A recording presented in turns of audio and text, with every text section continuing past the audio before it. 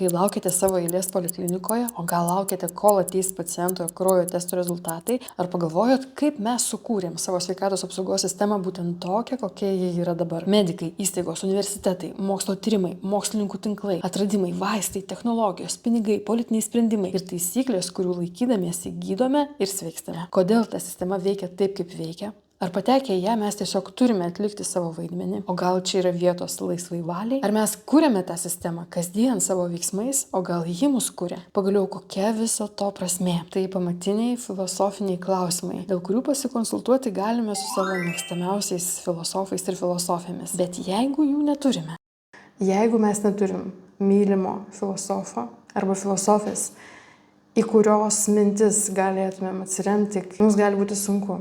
Gydymo ir gydymosi sistemos šiuo metu išgyvena tam tikrą virsmą.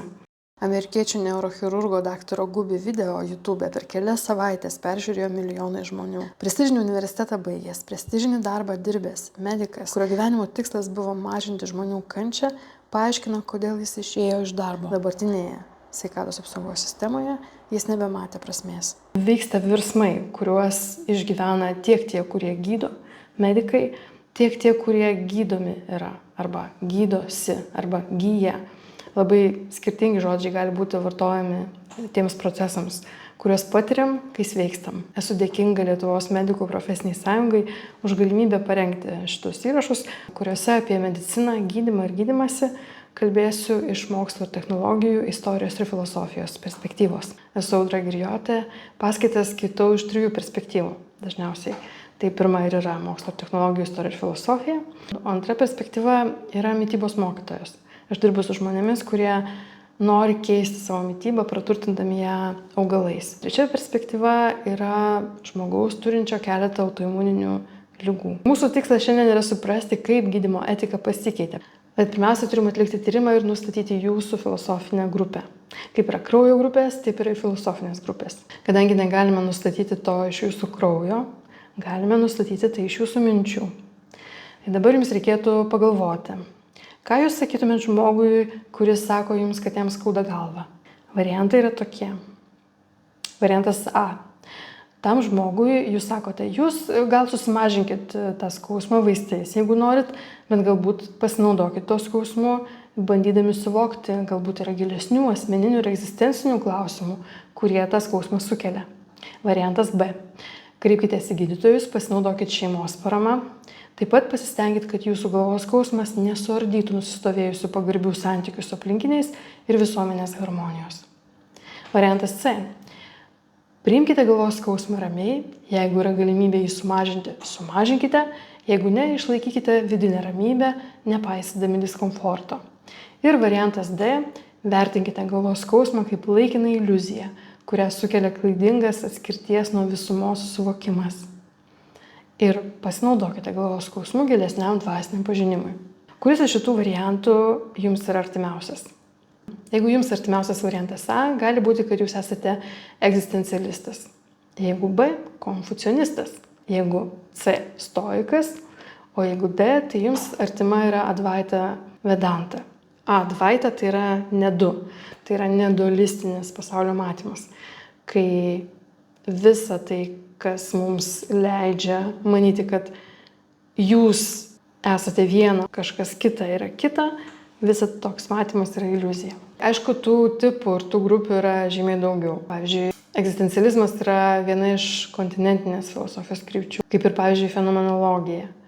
Analitinė filosofija yra visai kita kryptis. Jeigu kontinentiniai filosofija yra daugiau interpretacijų, spekulacijų ir žmogaus būties klausimai, į juos bandoma žiūrėti kartu apriepiant ir matant tą socialinį horizontą, turint kritinę perspektyvą, jį vertinant. Tai analitinėje filosofijoje svarbu logika, kalbinis tikslumas, lingvistinis tikslumas, aiškumas. Ir nors mokslo filosofija yra arčiau analitinės filosofijos, šitos paskaitos bus labiau kontinentinės filosofijos kryptis. Tai gerai, tai dabar nustatėm jūsų grupę. Kodėl yra svarbu? Ar čia buvo tiesiog žaidimas, ar yra svarbu žinoti savo filosofinę grupę? Man atrodo svarbu, nes idėjos, apie kurias kalbėsim šiandien ir per ateinančias kitas kelias paskaitas, pamatysit, kokios jos įvairios ir kaip jos kertasi vienos su kitom. Ir nėra tokio teisingo požiūrio į viską. Visur galima rasti kryptį filosofinę, kuri visiškai kitaip pažvelgs į keliamą klausimą. Ir jeigu mes pradedam tą filosofinę analizę, tai yra bandymas suprasti, o kodėl dalykai yra tokie, kokie jie yra. Kokia prasmė viso to mus gali paskandinti tą idėjų bangą. Kai mes matom ją struktūruotai, tai yra, kai mes žinom, kad mes labiau esam linkę matyti viską kaip egzistencialistai, tai mes lengviau atpažinsime, kurios idėjos artimesnės tai krypčiai ir kartu galėsime matyti kitas idėjas, kurios mums yra svetimos, netmesdami jų, bet suprasdami, kad jos nėra mažiau teisingos, kad tiesiog prielaidos ten yra kitos, kampas yra visai kitas. Laikmetis, kada tos idėjos gimė, buvo kitas. Tas gilesnis žinojimas, kuris iš pradžių atrodo, kad gal sukels daugiau painiavos, kaip tik įveda daugiau aiškumo ir paprastumo į mūsų mąstymą. Ir jis bus mums naudingas, tarkim, kai mes prieš rinkimus skaitysime partijų programas ir žiūrėsim, o kokią sveikatos apsaugos viziją turi konkreti partija. Dabar tai atrodo nesusiję dalykai, ne? Filosofija yra viena, gyvenimas yra kita. Tikiuosi, kad po šių paskaitų jūs galėsit matyti filosofiją kaip įrankį, kuris padeda gyventi, tiek susiduriant kaip žmogui su sveikatos apsaugos sistema, tiek dalyvaujant politinėse diskusijose dėl struktūros tos sveikatos apsaugos sistemos. Kas jums yra civilizacijos požymis? Kada jūs sakytumėt, kad štai šita grupelė žmonių jau yra įdomus, jau vyksta ten pažanga. Mokykloje man buvo likęs įspūdis, kad ta pažanga arba vystymasis, kultūra, pirmiausia, tai yra materialiniai įrankiai. Ar jau turi kauptuką, ar jau gali pasisėti ką nors, ar tik tai dar bėgioja ir ieško grybų. Ar jau rašo, ar jau prekiauja, ar jau moka išsikeisti ne tik tai daiktus vienus į kitus, bet jau sukūrė ir valiutą kokią nors. Toks materialinės kultūros sureikšminimas, jisai turi pagrindą. Archeologai turi dar vieną matavimo būdą. Kai randami kaulai seniai gyvenusių žmonių, prieš tūkstančius metų gyvenančių žmonių, jeigu kuris nors iš tų žmonių matom iš kaulų, kad jis buvo sužeistas arba turėjo traumą, arba galbūt gimė ir jo kūnas buvo toks, kad jam vienam būtų buvę sunku išgyventi, bet tas žmogus išgyveno, tai mums yra įrodymas, kad tuo žmogumi buvo rūpinamasi. Rūpinimasis, gydymas ir slauga yra kultūros ir civilizacijos požymis. Kada tas atsiranda? Tas atsiranda labai seniai. Šiuo metu mes, tarkim, žinom, kad neandertaliečiai, kurie gyveno dabartinėje Europos teritorijoje, rūpinosi vieni kitais. Kad jie žinojo, kokius augalus reikia vartoti, kad jiems neskaudėtų, kad jie greičiau pasveiktų. Jie turėjo šitas žinias. Ir jas taikė ne tik savo, bet sugebėjo rūpintis kitais. Yra toksai Šanidar urvas Irake, Kurdistano kalnuose. Ten yra rasti palaikai. Vieni iš jų yra vyro skeletas. Manoma, kad žmogus gyveno prieš 45 tūkstančius metų, galbūt šiek tiek vėliau. Bet tai yra labai, labai seni laikai. Ten yra labai sunkus sužalojimai. Kaukolės lūžis, kuris yra sugijęs.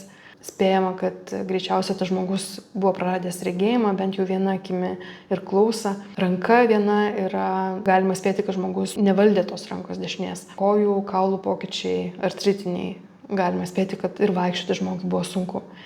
Matoma, kad po sužeidimų žmogus išgyveno ilgą laiką. Šita nuotrauka rekonstrukcijos, kurią matote, tai yra moters atkurtas veidas pagal kaukolę rasta. Kaukolės buvo rasti fragmentai, sudėliota iš ten kelių šimtų tų gabalėlių. Ką mes iš to sužinom? Prie ko aš čia viską vedu? Mes iš šitų archeologinių atradimų žinom, kad gydytis, pažinti augalus, slaugyti, rūpintis vieni kitais žmonės gali jau nuo seniausių laikų. Bet kol jie neturi rašto, mes taip iki galo ir nežinom, o kokios yra taisyklės, kokia etika yra tų žmonių, kurie gydo, ar jie apskritai egzistuoja. Matydami, kad, tarkim, prieš 40 tūkstančių metų neandertaliečiai sugebėjo rūpintis sergančiais savo grupės nariais, mes ne iki galo žinom, o ką jie galvojo, o kodėl jie rūpinosi. O tas žmogus, kuris rūpinosi, ar jis arba ji Ar turėjo principus, kuriais vadovavosi? Tų dalykų mes nežinom ir nesužinom, kol neatsiranda raštas. Dalis gali būti informacijos perduodama per žodinę kultūrą, bet kai jau atsiranda raštas ir kai jau atsiranda tekstai, kuriais vadovaujasi tie žmonės, kurie gydo ir tie, kurie slaugo, tada mes jau galim kalbėti apie medicinos etiką. Tų tekstų yra daugybė. Aš paminėsiu keletą. Ir pastebėkit, kaip jie skiriasi laikui bėgant, kokių naujų temų atsiranda, o kokios dingsta. Hipokrato priesaika turbūt yra žinomiausias, bent jau mūsų teritorijoje tekstas medicinos etikos. Ji vadinama Hipokrato priesaika, bet gali būti, kad ne Hipokratas ją parašė, kad tai yra ankstesnių tekstų perrašymas. Metų tam tekstui yra 2500 maždaug. Pagrindiniai principai yra, kad pirmiausia yra svarbu nepakenkti gydant, konfidencialumas svarbu ligonio, nesavanaudiškumas mediko ir profesinės ribos. Kas turima omeny profesinės ribos? Tas, kuris duoda šitą priesaiką, jis įsipareigoja savo žinias, kurias gavo iš savo mokytojų, perduoti irgi tik tai tokiam žmogui, kuris irgi prisiims priesaiką. Tai reiškia, kad ne bet kam. Tik tai tam, kas irgi įsipareigoja laikytis tos medicininės etikos. O kita prasme ribos yra dar, kad toj priesaikoje įsipareigojama nesijimti gydyti to, ko tu negali. Ten kalbama konkrečiai apie operaciją. Gydai tai, ką supranti ir ko esi išmokęs. Ir neapsimeti, kad gali daryti daugiau, negu tu gali. Hipokrato priesaikos vieta yra Graikija. Kinijoje medicina yra paremta nuo seniausių laikų Konfucijaus filosofija ir Konfucijaus medicinos etika irgi panašaus laiko, irgi 2400 metų senumo. Atjauta ten yra vienas iš pagrindinių principų. Ir pusiausvyrą ir harmoniją. Tai reiškia, tas, kuris gydo, jo siekis yra atkurti vidinę žmogaus pusiausvyrą ir vidinę harmoniją. Bet taip pat tą darant atsižvelgti ir tai, kas vyksta aplinkui tą žmogų. Tai reiškia, kad tai, kas vyksta žmogaus viduje ir tai, kas vyksta aplink žmogų, tai nėra atskiri dalykai. Kodėl šitie žodžiai abu yra vartojami pusiausvyra ir harmonija, čia yra labai įdomus momentas.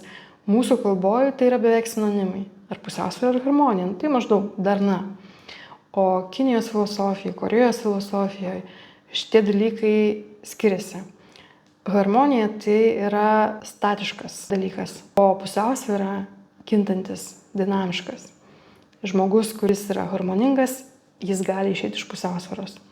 Lygiai taip pat jo kūnas, jeigu jame yra darna, jis vis tiek išeiti iš pusiausvyros gali. Harmoniją tu kuri, o pusiausvyrą tu stengiasi išlaikyti. Ir kūnas gali būti praradęs ir darna ir pusiausvyrą. Teisingumas, šeima ir bendruomenė. Teisingumas Konfucijos medicinos etikoje yra labai svarbus. Atsižvelgimas į sergančio žmogaus ligą, ne jo pajamas, ne jo statusą. Šeima ir bendruomenė iki šiol yra svarbu. Šeima ir bendruomenė, jų įtraukimas į gydymą, jų dalyvavimas sprendimų priėmime iki šiol yra išlikęs tose šalyse, kur Konfucijos etika buvo įtakinga. Dabar iš Kinijos į Indiją. Čaraka Samhita tai yra truputį naujesnis tekstas. Irgi manoma, kad Čaraka parašė jį ne pats, kad tai yra kitais dar ankstesniais tekstais paremtas tekstas, jis yra gana ilgas, kelios knygos, tai yra ir Vedos, senosios Indijos gydymo sistemos dalis. Atjauta jame irgi yra labai pabrėžta ir lygybė. Tai reiškia, kad nesvarbu, kas yra tas žmogus, kurį gydo medikas. Gydymas turi būti toks pat. Sąžiningumas, nesavanaudiškumas, smurto vengimas. Smurto vengimas tiek to žmogaus, kurį gydai atžvilgių, bet taip pat apskritai, kad medikas turi būti tas, kuris nenaudoja smurto prieš nieką. Islamo medicinos etika galima būtų labai daug ilgai kalbėti, mums labiau gal žinomas Avicena arba Ibn Sina. Noriu paminėti kitą filosofą ir gydytoją Abu Bakr al-Razi. Jo tekstai yra labai įdomus, šiaip jis buvo laikomas tokiu kaip ir eretiku, turėjo labai griežtą kritiką religijai, yra išsakęs savo knygose. Jis buvo gimęs dabartinėje Ispanijos teritorijoje, vėliau gyveno Egipte. Jo medicinos etikos tekstuose lygybė, jose yra vienas iš pagrindinių principų, kuriais turi vadovautis medikas. O taip pat svarbu nepakenkti gydant. Ypatingas bruožas jo tekstų yra kalbėjimas apie švelnumo svarbą mediko darbe. Tai reiškia, kad medikas, jis ne tik turi būti teoriškai pasiruošęs ir turėti praktiką gydyti ligas, kuriamis žmonės serga. Jis turi turėti švelnumą kaip pagrindinę nuostatą. Negalima su sergančiu žmogumi grubiai kalbėti, negalima kelti balso ir negalima atimti vilties. Ką jis turi omenyje? Jis turi omenyje, kad net jeigu pagal mediko turimas teorinės žinias ir pagal jo ankstesnę praktiką, žiūrint į ligos eigą, atrodytų, kad nebėra šitam žmogui vilties, negalima to sakyti. Žmogui visada reikia palaikyti viltį. Tai būtų puikybė medikui galvoti, kad jis žino, kaip bus. Jis tik tai padeda žmogui gyti. Abu Bakr al-Razi požiūriu, dvasinis gydymas ir kūno gydymas tai yra dvi darbo dalys. Tai reiškia, kad medikas dirba ir su dvasia, ir su kūnu. Todėl medikui siūloma neprisimti savo puikybės ir negalvoti, kad jeigu tu žinai, kaip tokiais atvejais būna, tai būtinai iš tų atvejų taip ir bus. Nebūtinai. Žmoguje yra dvasia, esmė to žmogaus, dėl jos ir pagal ją viskas vyks. Todėl gydytojo funkcija yra palaikyti žmogaus viltį. Palaikyti žmogaus viltį ne apgaudinėjant jį, bet turint omenyje, kad to žmogaus vidinė būsena daug ką lemia. Tai, žodžiu, tas švelnumas ir viltis, tai gydytojo darbas yra palaikyti tą viltį, kad žmogaus dvasia galėtų padėti žmogui gyti. Ir paciento atsakomybė irgi aptariama tekstuose. Pacientas turi prisimti atsakomybę ne tik tai mediko klausyti, bet ir labai gerbti mediką. Jam reikšti didžiulę pagarbą ir švelniai su juo kalbėtis. Netgi tiems žmonėms turtingiems, kurie turi asmeninius gydytojus, jis rašo, kad jūs mediką savo gydytoją pačioje didžiausioje pagarboje laikykit. Visų priekyje. Nes visi kiti žmonės aplink jūs galbūt nori jūsų mirties. O medikas jūsų mirties nenori. Maimonidas arba Mošė ben Maimon arba Rambam, kas ir reiškia rabinas Mošė Maimono sūnus, 12 amžiuje yra parašęs tekstą medicinos etikos, kur nuolankumas tai yra puikybės nebuvimas ir supratimas, kad medikas yra labiau įrankis, per kurį gydymas vyksta, kad tu gydai, bet iš tikrųjų ne nuo tavęs priklauso tas gydymas. Tai nuolankumas yra vienas iš tų pagrindinių principų, apie kuriuos jis kalba. Taip pat atjauta, noras mokytis, kaip būtina mediko pareiga ir nesavanaudiškumas. Daug vėlesnis tekstas, jau po Antrojo pasaulinio karo, Niurnbergo kodeksas nustatė bandymų su žmonėmis etiką. Tai yra eksperimentai, kuriuose dalyvauja žmonės. Jis atsiranda kaip atsakas į iki to buvusią neetiškų eksperimentų praktiką. To pasižymėjo naciai. Bet jeigu apskritai pažiūrėtumėm 20 amžiaus pirmos dalies iki Antrojo pasaulinio karo tekstus, tai ten pamatytumėm daug, netgi nebūtinai nacių pažiūrų autorių išsakomas mintis apie žmonijos tobulinimą, kur šiandien atrodo jos truputėlį šiurpiai. Antra vertus, jeigu labiau paklaustumėm, ką mes kalbam apie žmonijos ateitį, pamatytumėm, kai kurie dalykai pasikartoja, taip spirale tarsi sukasi. Tai šitas kodeksas 47 metais buvo sudarytas, pasirašytas, tai informuotas sutikimas turėtų būti eksperimentuose dalyvaujančių žmonių būtinumas to eksperimento, kad kitų būdų tu negali sužinoti norimo atsakymo. Ir svarbu nepakenkti. Tie eksperimentai neturėtų sužaloti žmonių, kurie dalyvauja tame eksperimente. Jeigu pastebėjot, nesvarbu, kokį regioną mes paimsim, ar mes paimam Europą, ar paimam Kiniją, ar paimam Indiją, nesvarbu, kokį laikotarpį mes paimam, kartojasi tie patys principai. Atjauta kartojasi, nesavanaudiškumas gydytojo ir lygybė.